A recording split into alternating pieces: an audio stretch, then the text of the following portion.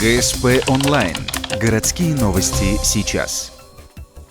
Очередной перевертыш на путепроводе. В ночь на понедельник автомобиль Nissan Almera двигался из города в сторону поселка Дальний. Не выдержав скоростной режим, машина налетела на бордюр и перевернулась. Водитель в момент аварии был один, пристегнут ремнем безопасности, трезв и, на удивление, отделался только испугом.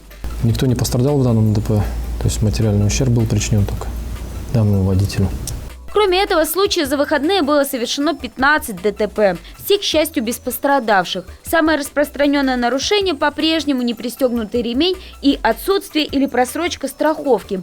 Кроме того, с начала месяца пьяных за рулем выявлено 21 человек. Еще 4 человека, попавшихся в нетрезвом виде повторно. На этих водителей уже заведено уголовное дело.